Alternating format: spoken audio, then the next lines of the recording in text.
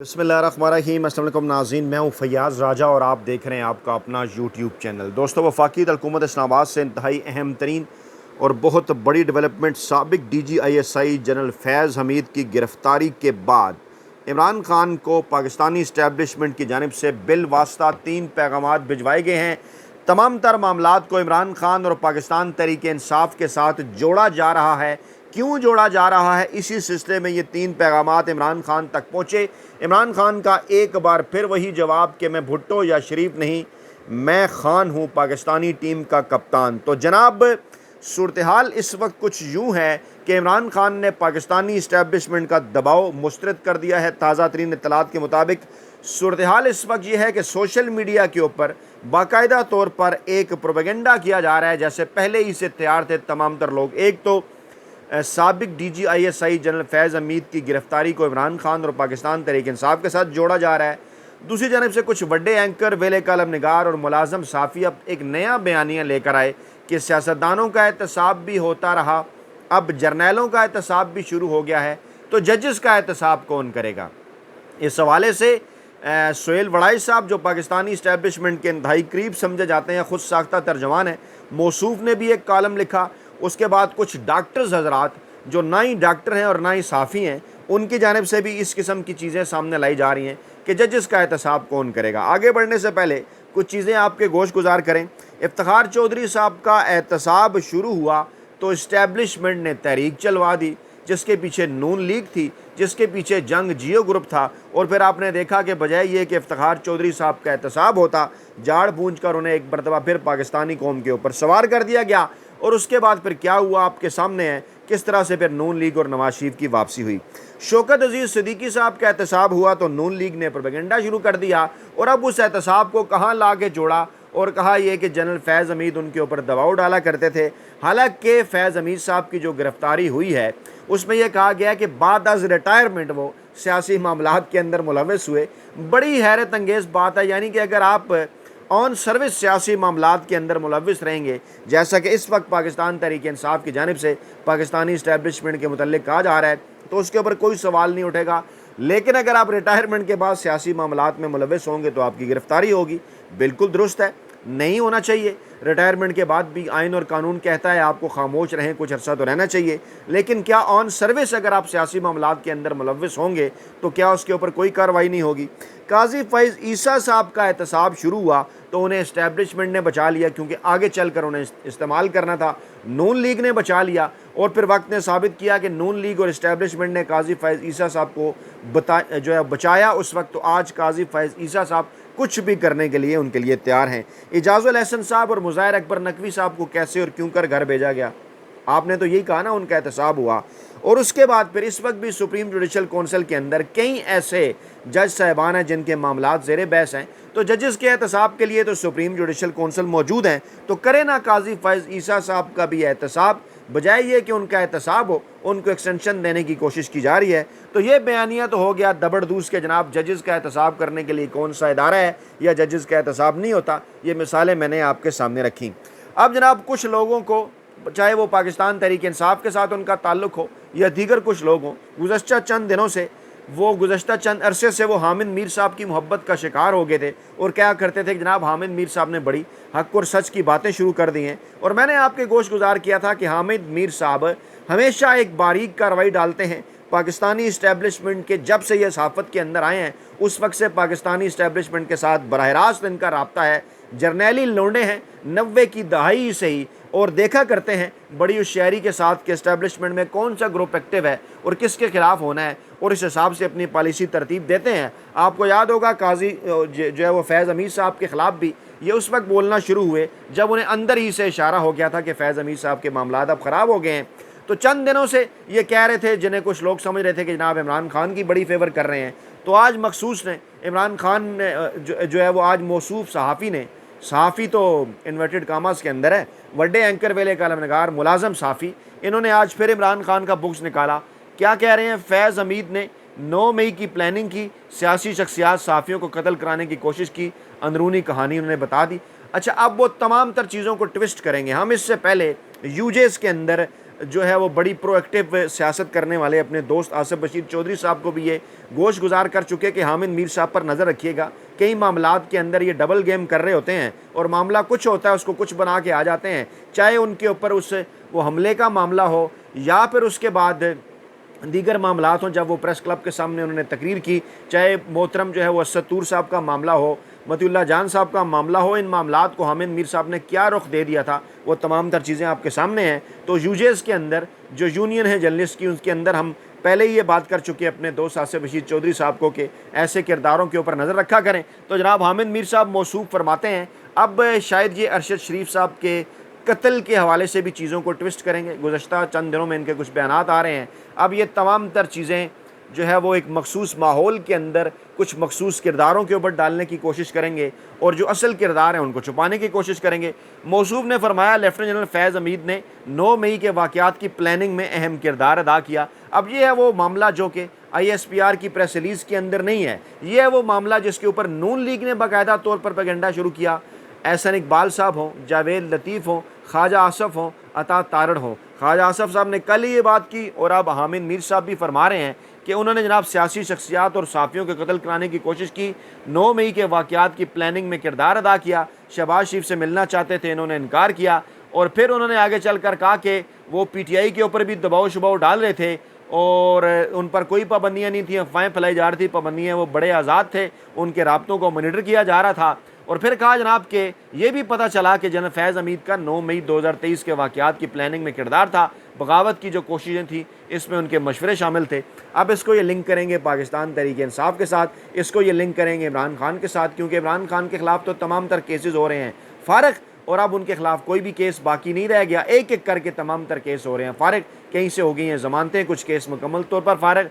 अब एक नया सिलसिला इमरान खान के खिलाफ क्योंकि केसेस का शुरू किया जाएगा तो हामिद मीर साहब जैसे किरदार फील्ड के अंदर उतारे गए हैं, मैदान के अंदर उतारे गए हैं। और जब इन चीज़ों को इन सारी चीज़ों को जोड़ेंगे इमरान खान साहब के साथ, और मैंने आपको बारहा कहा था, आप नहीं माने ना, मुझे पता है मेरे सुनने वालों के अंदर भी कई ऐसे दोस्त मौजूद हैं जो ये कहते हैं नहीं जनाब हामिद मीर साहब तो बड़े महान हैं, हामिद मीर साहब तो बड़े बदल चुके हैं। तो खुद साख्ता तर्जुमान पाकिस्तानी इस्टेब्लिशमेंट के एक इनके ज़रिए यह पैगाम भिजवाया गया इमरान खान को, और वह पैगाम क्या है, यही दबाव है ना इमरान खान के ऊपर कि आप के ख़िलाफ़ जनाब 9 मई के हवाले से हम जनाब फैज़ हमीद साहब को भी इस्तेमाल करेंगे और आप अपने मामलात को पाकिस्तानी इस्टेब्लिशमेंट के साथ बेहतर कर लें ताकि फिर हम आपके साथ मामलात आगे बढ़ा सकें। मौसूफ कहते हैं थोड़े दिन पहले पता चला कि इनके तहरीक इंसाफ के साथ भी राब्ते थे और एक रहनुमा ने PTI के बकौल इनकी शिकायत भी की और फिर इन्हें इमरान खान ने कहा कि आपको उनकी बात सुनने की ज़रूरत नहीं है।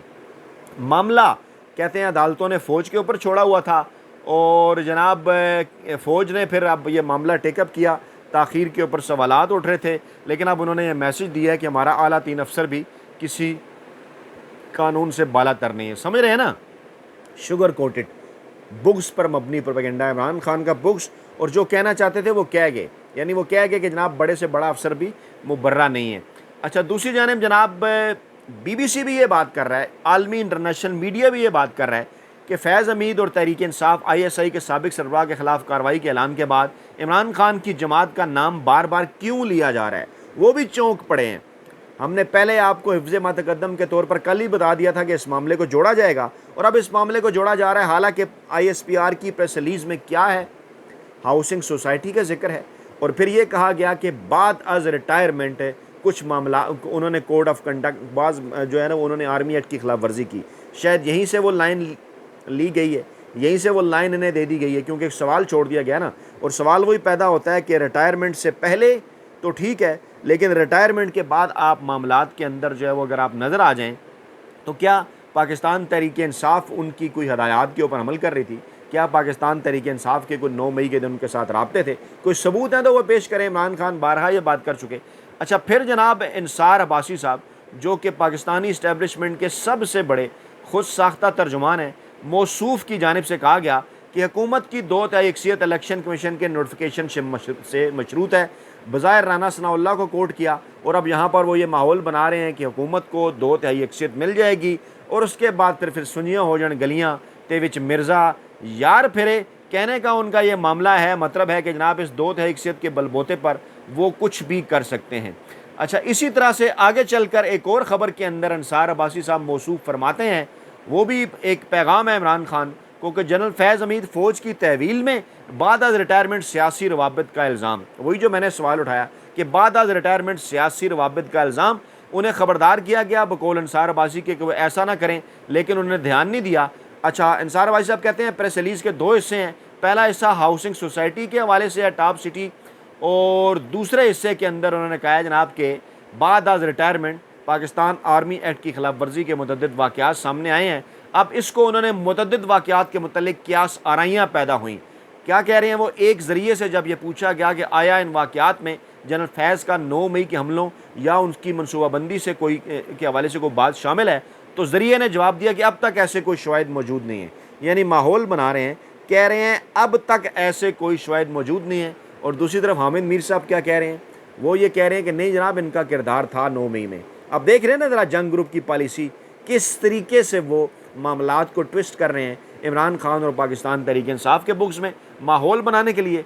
आगे चलकर कहते हैं लेकिन हो सकता है उनकी गिरफ्तारी के दौरान तफ्तीश में अगर कोई ऐसी चीज़ निकल आए तो इसके हवाले से कुछ नहीं कहा जा सकता। यानी वो लाइन दे दी अंसार अब्बासी साहब को कि अभी तो फ़िलहाल ऐसा कुछ नहीं है, लेकिन कोई अगर चीज़ निकल आए तो कुछ कहा नहीं जा सका। यानी कि निकालनी है ना, नून लीग ने निकालनी है, चाहे पाकिस्तानी इस्टेब्लिशमेंट ना भी निकाले, नून लीग ने निकालनी है और इन बड़े एंकरों वेले करम नगारों ने निकालनी है।